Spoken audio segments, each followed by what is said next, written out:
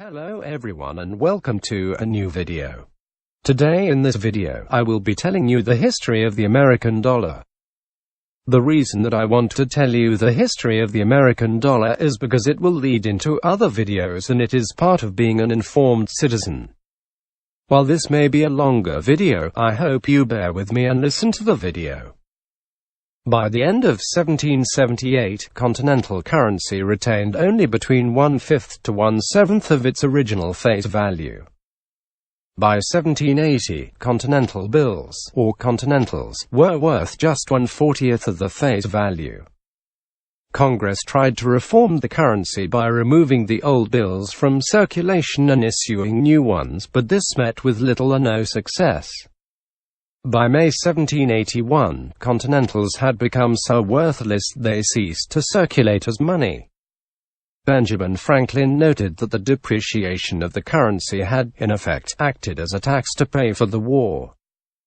In the 1790s, after the ratification of the United States Constitution, continentals could be exchanged for Treasury bonds at 1% of face value.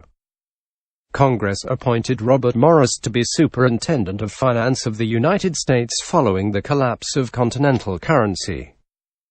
In 1782, Morris advocated the creation of the first financial institution chartered by the United States. The Bank of North America was funded in part by specie loan to the United States by France. Morris helped finance the final stages of the war by issuing notes in his name, backed by his own money. The Bank of North America also issued notes convertible into specie. On July 6, 1785, the Continental Congress of the United States authorized the issuance of a new currency, the U.S. dollar.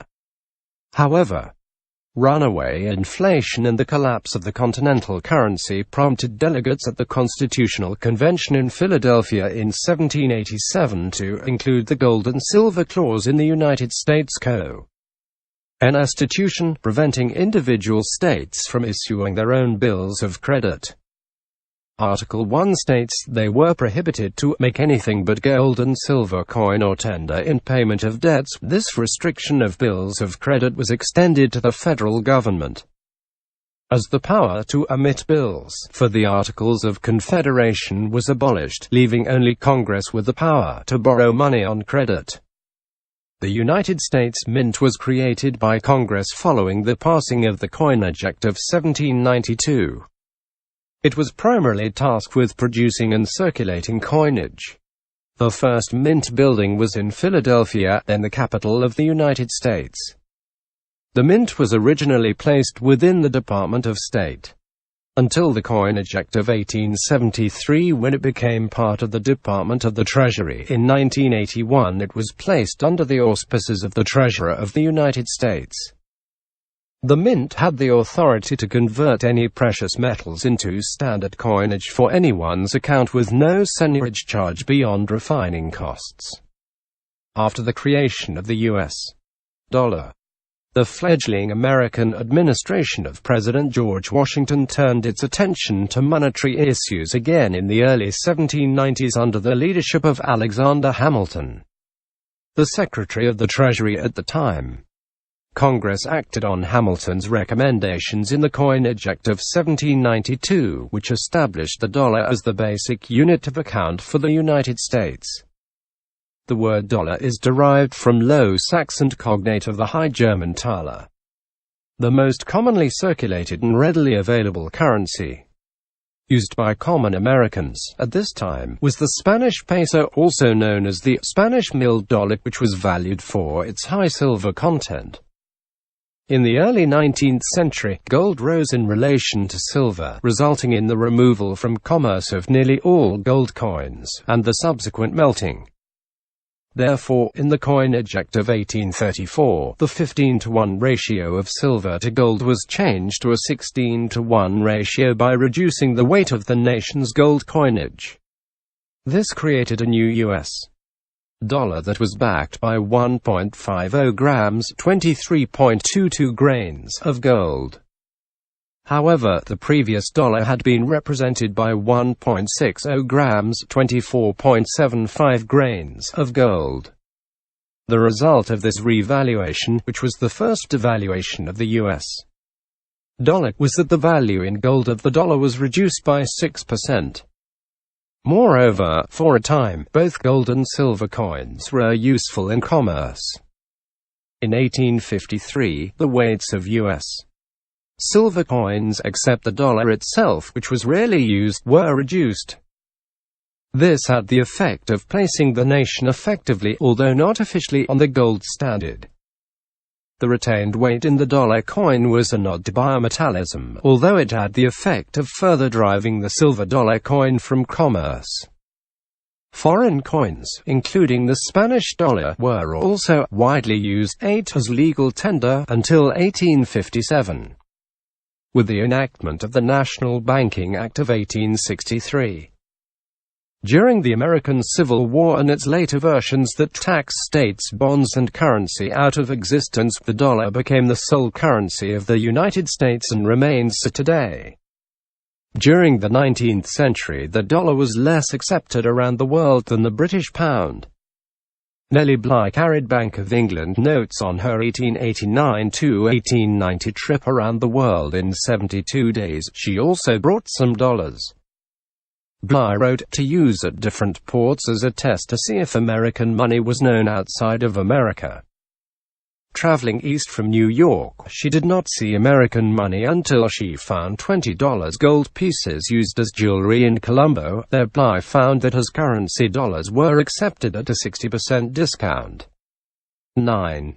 In 1878, the Bland-Allison Act was enacted to provide for freer coinage of silver. This act required the government to purchase between $2 million and $4 million worth of silver bullion each month at market prices and to coin it into silver dollars. This was, in effect, a subsidy for politically influential silver producers.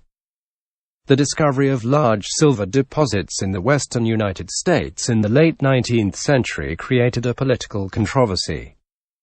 Due to the large influx of silver, the value of silver in the nation's coinage dropped precipitously.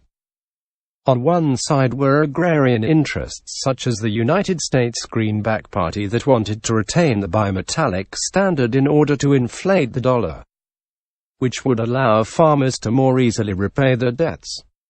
On the other side were Eastern banking and commercial interests who advocated sound money and a switch to the gold standard.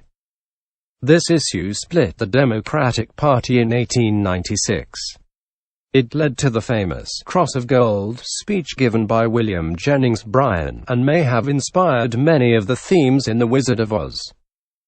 Despite the controversy, the status of silver was slowly diminished through a series of legislative changes from 1873 to 1900, when a gold standard was formally adopted. The gold standard survived, with several modifications, until 1971. Bimetallism persisted until March 14, 1900, with the passage of the Gold Standard Act, which provided that the dollar consisting of 25 8/10 grains, 1.67 gram, of gold 9/10 fine, as established by Section 3511 of the Revised Statutes of the United States, shall be the standard unit of value, and all forms of money issued or coined by the United States shall be maintained at a parity of value with this standard. Thus the United States moved to a gold standard, making both gold and silver the legal tender coinage of the United States, and guaranteed the dollar as convertible to 1.5 grams, 23.22 grains, of gold. 10. The gold standard was suspended twice during World War I, once fully and then for foreign exchange. At the onset of the war, U.S. corporations had large debts payable to European entities, who began liquidating the debts in gold. With debts looming to Europe, the dollar to British pound exchange rate reached as high as $6.75, far above the gold parity of $4.8665. This caused large gold outflows until July 31, 1914, when the New York Stock Exchange closed and the gold standard was temporarily suspended. In order to defend the exchange value of the dollar, The U.S. Treasury Department authorized state and nationally chartered banks to issue emergency currency under the Aldrich-Vreeland Act. And the newly created Federal Reserve organized a fund to assure debts to foreign creditors. These efforts were largely successful, and the Aldrich-Vreeland notes were retired starting in November, and the gold standard was restored when the New York Stock Exchange reopened in December 1914. 11. Is the United States remained neutral in the war? It remained the only country to maintain its gold standard, doing so without restriction on import or export of gold from 1915 to 1917.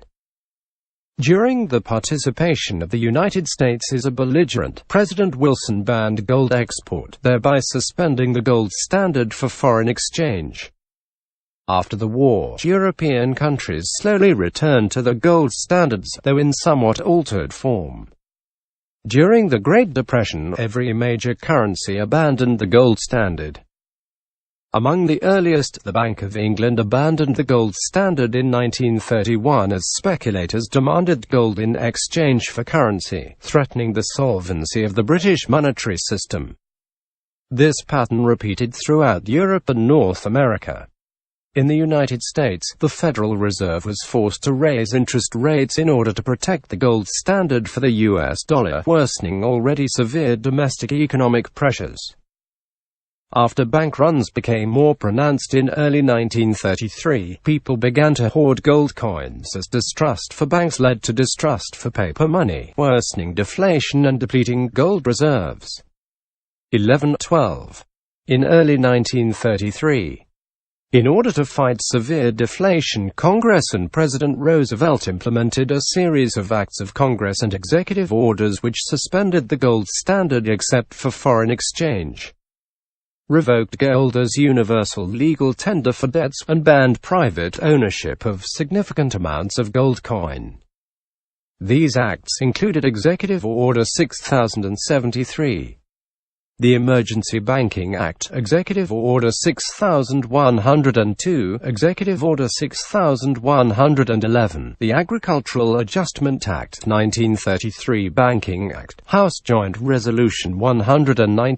11. These actions were upheld by the U.S. Supreme Court in the Gold Clause cases in 1935. 13. For foreign exchange purposes, the set $20.67 per ounce value of the dollar was lifted, allowing the dollar to float freely in foreign exchange markets with no set value in gold. This was terminated after 1 year.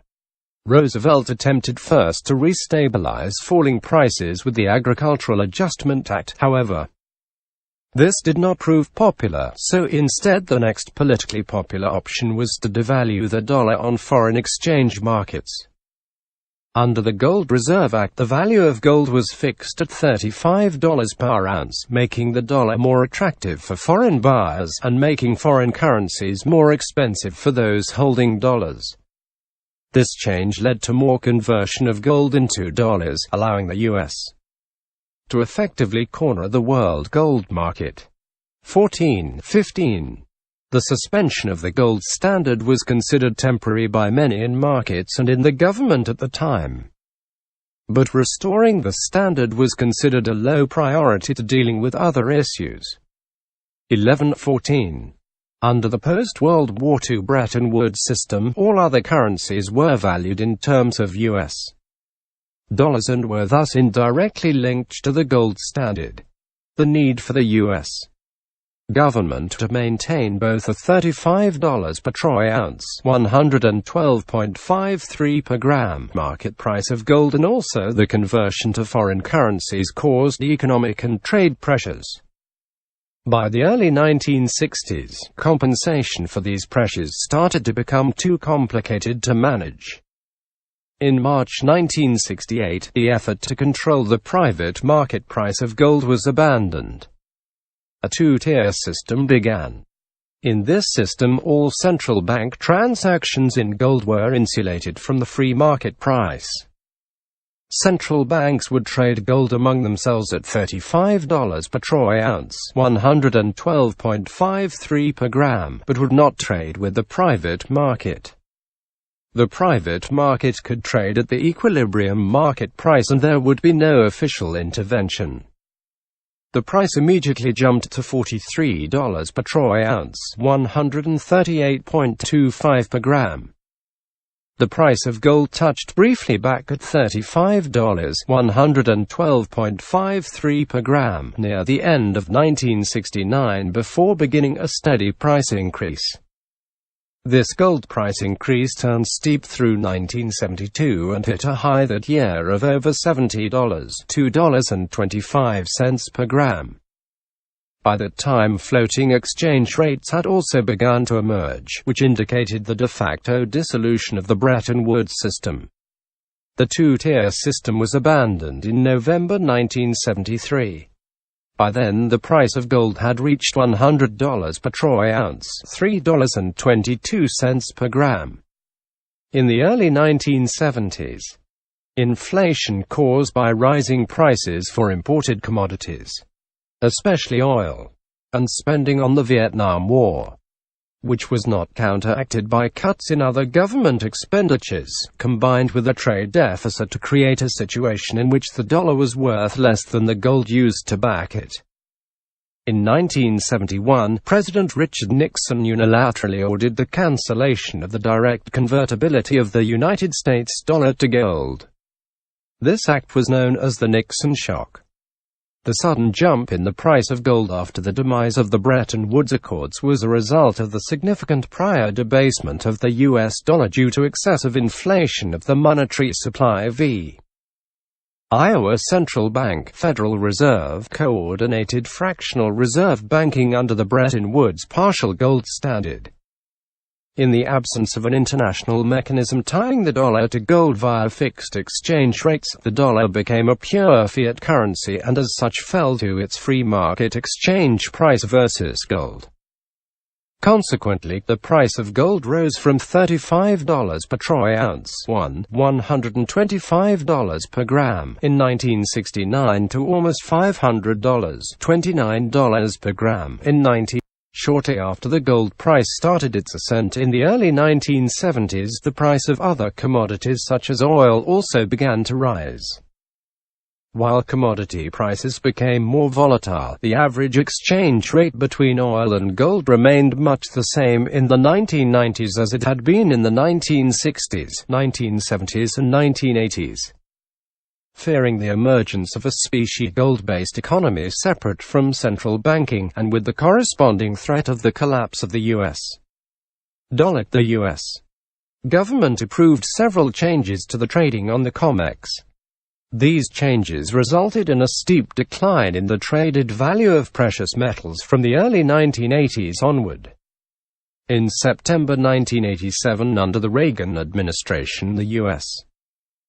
Secretary of the Treasury James Baker made a proposal through the International Monetary Fund to use a commodity basket, which included gold.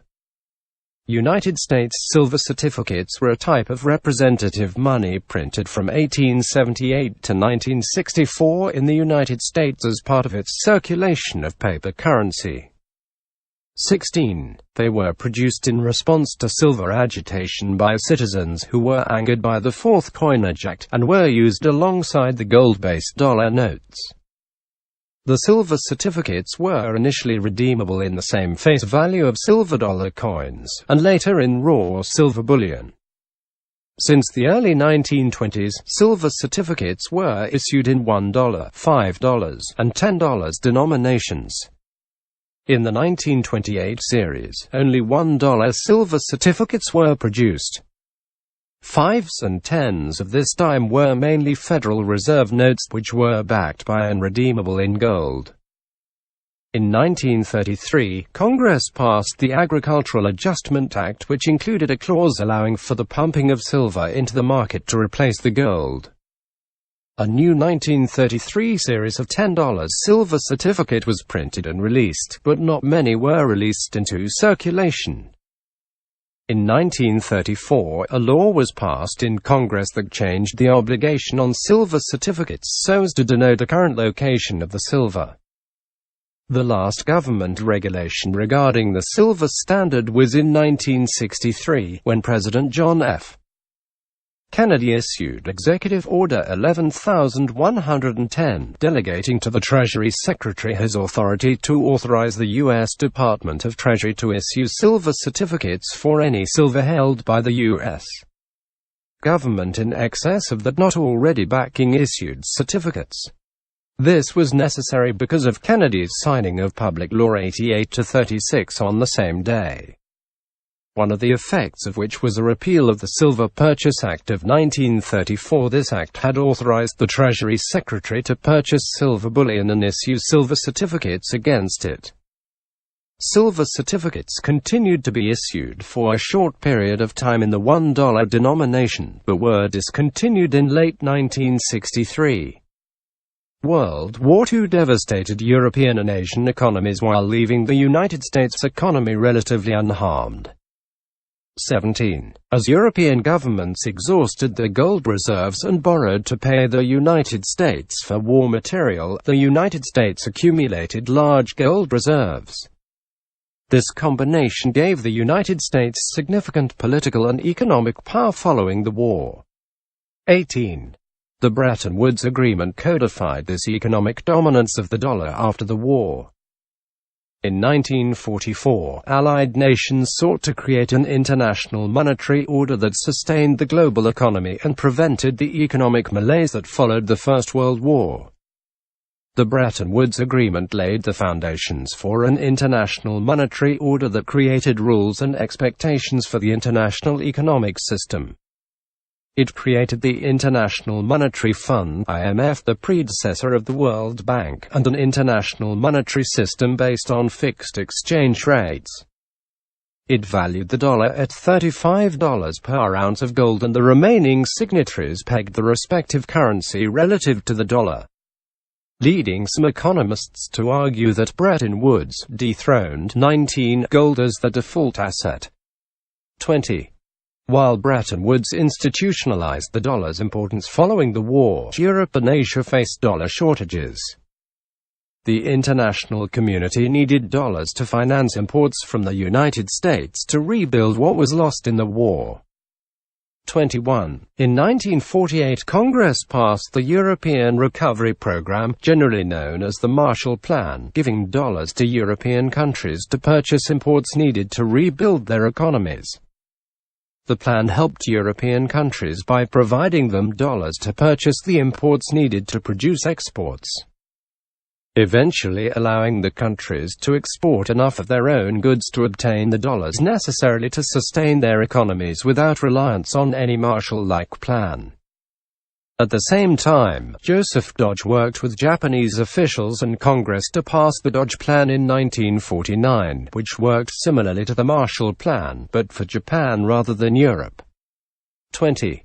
The Marshall and Dodge Plan's successes have brought new challenges to the U.S.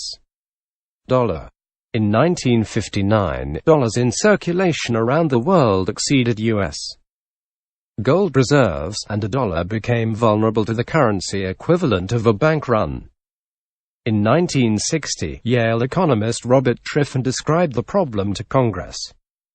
Either the dollar was not freely available and other countries could not afford to import American goods, or the dollar was freely available but confidence that the dollar could be converted to gold would wane. 22. Eventually, the United States needed to devalue the dollar. During the early 1960s, American officials largely prevented the conversion of dollars to gold with a series of gentlemanly agreements and other policies, which included the London Gold Pool, but These actions were not sustainable. The danger of a run on U.S.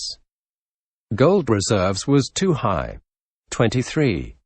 With Nixon's election in 1968, American officials became increasingly concerned until Nixon finally issued Executive Order 11,615 in August 1971, ending the direct convertibility. He said, "We must protect the position of the American dollar as pillar of monetary stability around the world. I am determined that the American dollar must never again be hostage in the hands of the Internet. Ional speculators." 24. This became known as the Nixon shock and marked the dollar's transition from the gold standard to a fiat currency. The United States enjoys many benefits because the dollar serves as the international reserve currency. The United States could not face a balance of payments crisis as American debts are denominated in dollars, thus the Federal Reserve could simply print more dollars. In other words, the United States cannot suffer a debt crisis, per se, but would instead face an inflation crisis. The cost of producing a dollar to the United States is simply the cost of printing the note. Whereas a foreign government must provide a dollar's worth of goods from the dollar. The difference between these two values is called seigniorage, and its benefits go directly to the American government. Nt. 25. Further, the United States dollar's position in the world allows the American federal government to borrow money at exceptionally low interest rates due to high demand for the dollar. This phenomenon is generally called exorbitant privilege and allows the United States to run the balance of payments deficit without tears, as French economist Jacques Rouve said. 26. The position of the dollar as the international reserve currency also came with costs. The American government would be more likely to forego fiscal expansionary policies in order to maintain confidence in the dollar. 27. A United States note, also known as a legal tender note, was a type of paper money that was issued from 1862 to 1971 in the U.S. Having been current for over 100 years, they were issued for longer than any other form of U.S. paper money. They were known popularly as greenbacks in the day, a name inherited from the demand notes that they replaced in 1862. While issuance of United States notes ended in January 1971, existing United States notes are still valid currency in the United States today, though rarely seen in circulation. Both United States notes and Federal Reserve notes are parts of the national currency of the United States, and both have been legal tender since the gold recall of 1933. Both have been used in circulation as money in the same way. However, the issuing authority for them came from different statutes. 28.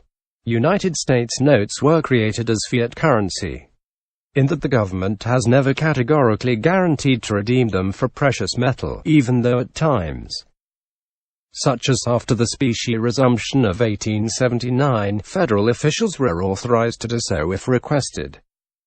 The difference between a United States note and a Federal Reserve note is that a United States note represented a bill of credit and was inserted by the Treasury directly into circulation free of interest.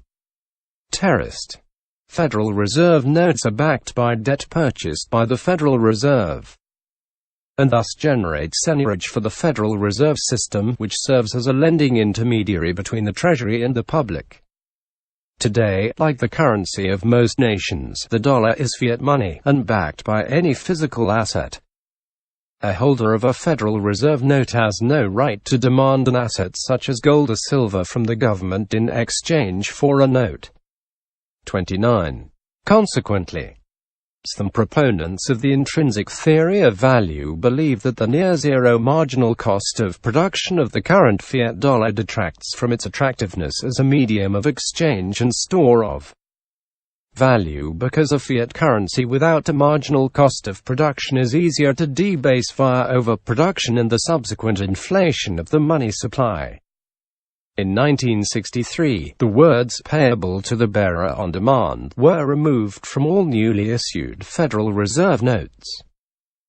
Then, in 1968, redemption of pre-1963 Federal Reserve notes for gold or silver officially ended.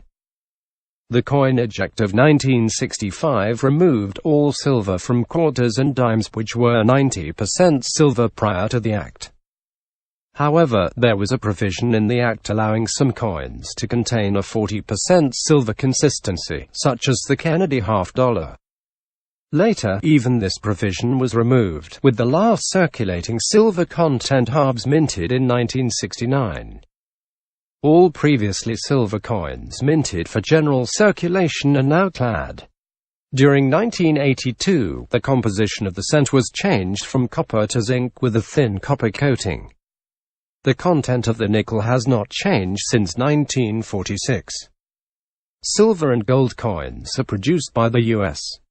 government, but only as non-circulating commemorative pieces or in sets for collectors.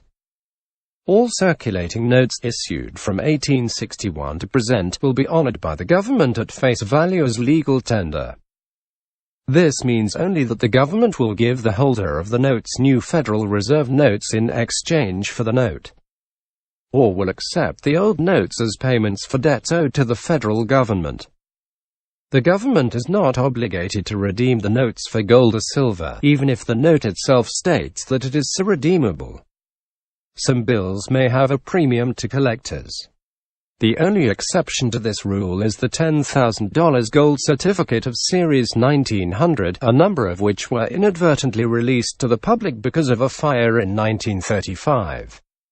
A box of them was literally thrown out a window. This set is not considered to be in circulation and, in fact, is stolen property. However, the government cancelled these banknotes and removed them from official records. The value, relevant only to collectors, is approximately $1,000 $30. According to the Federal Reserve Bank of New York, there is $1.2 trillion in total U.S. currency in worldwide circulation as of July 2013. 31. The federal government began issuing currency like the Spanish dollars during the American Civil War. His photographic technology of the day could not reproduce color. It was decided the back of the bills would be printed in a color other than black. Because the color green was seen as a symbol of stability, it was selected. These were known as greenbacks for the color and started a tradition of the United States printing the back of its money in green. The author of that invention was chemist Christopher de Seropian. In contrast to the currency notes of many other countries, Federal Reserve notes of varying denominations are the same colors. Predominantly black ink with green highlights on the front, and predominantly green ink on the back. Federal Reserve notes were printed in the same colors for most of the 20th century. Although older bills called silver certificates had blue highlights on the front, and United States notes had red highlights on the front. In 1928, sizing of the bills was standardized, involving a 25% reduction in their current sizes, compared to the older, larger notes nicknamed horse blankets. 32. Modern U.S. currency, regardless of denomination, is 2.61 inches (66.3 millimeters) wide, 6.14 inches (156 millimeters) long, and 0.0043 inches (0. A single bill weighs about 15.5 grains, 1 gram, and costs approximately 4.2 cents for the Bureau of Engraving and Printing to produce. Microprinting and security threads were introduced in the 1991 currency series. Another series started in 1996 with the $100 note, adding the following changes. A larger portrait moved off-center to create more space to incorporate a watermark. The watermark to the right of the portrait depicting the same historical figure as the portrait. The watermark can be seen only when held up to the light and had long been a standard feature of all other major currencies. A security thread that will glow pink when exposed to ultraviolet light in a dark environment. 33. The thread is in a unique position on each denomination. Color-shifting ink that changes from green to black when viewed from different angles. This feature appears in the numeral on the lower right-hand corner of the bill front. Microprinting in the numeral in the note's lower left-hand corner and on Benjamin Franklin's coat. Concentric fine-line printing in the background of the portrait and on the back of the note. This type of printing is difficult to copy well. The value of the currency written in 14 pt Arial font on the back for those with sight disabilities. Other features for machine authentication and processing of the currency. Annual releases of the 1996 series followed. The $50 note June 12, 1997, introduced a large dark numeral with a light background on the back of the note to make it easier for people to identify the denomination. 34. The $20 note in 1998 introduced a new machine-readable capability to assist scanning devices. The security thread glows green under ultraviolet light, and USA 20 and a flag are printed on the thread, while the numeral 20 is printed within the star field of the flag. The microprinting is in the lower left ornamentation of the portrait and in the lower left corner of the note front. As of 1998, the $20 note was the most frequently counterfeited note in the United States. May 13, 2003, the Treasury announced that it would introduce new colors into the $20 bill, the first U.S. currency since 1905, not counting the 1934 gold certificates, to have colors other than green or black. The move was intended primarily to reduce counterfeiting, rather than to increase visual differentiation between denominations. The main colors of all denominations, including the new $20 and $50, remain green and black. The other colors are present only in subtle shades in secondary design elements. This contrasts with notes of the euro, Australian dollar, and most other currencies, where strong colors are used to distinguish each denomination from the other. The new $20 bills entered circulation October 9, 2003, the new $50 bills, September 28, 2004. The new $10 notes were introduced in 2006 and redesigned $5 bills began to circulate March 13, 2008. Each will have subtle elements of different colors, though will continue to be primarily green and black. The Treasury said it will update Federal Reserve notes every 7 to 10 years to keep up with counterfeiting technology. In addition, there have been rumors that future banknotes will use embedded RFID microchips as another anti-counterfeiting tool. 35. The 2008 $5 bill contains significant new security updates. The obverse side of the bill includes patterned yellow printing that will cue digital image processing software to prevent digital copying, watermarks, digital security thread, and extensive microprinting. The reverse side includes an oversized purple number 5 to provide easy differentiation from other denominations. 36. On April 21, 2010, the U.S. government announced a heavily redesigned $100 bill that featured bolder colors, color-shifting ink, micro-lenses, and other features.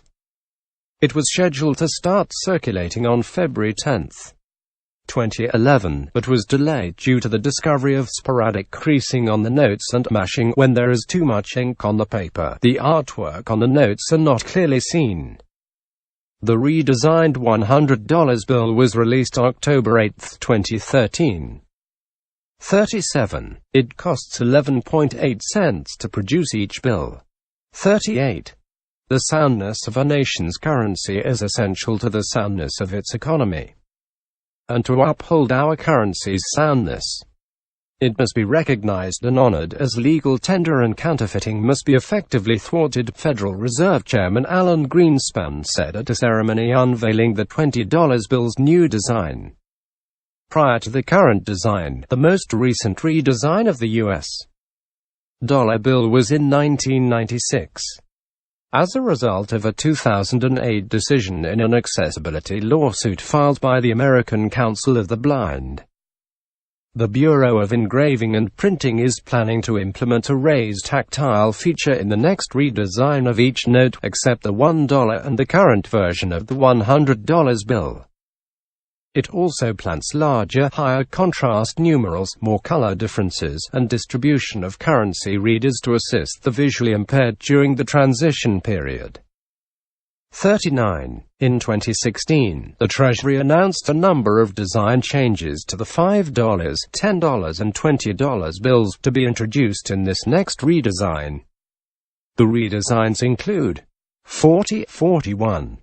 The back of the $5 bill will be changed to showcase historical events at the pictured Lincoln Memorial by adding portraits of Marian Anderson, due to her famous performance there after being barred from Constitution Hall due to her race. Martin Luther King Jr.'s due to his famous I Have a Dream speech, and Eleanor Roosevelt, who arranged Anderson's performance. The back of the $10 bill will be changed to show a 1913 March for Women's Suffrage in the United States, plus portraits of Sojourner Truth, Lucretia Mott, Susan B. Anthony, Alice Paul, and Elizabeth Cady Stanton.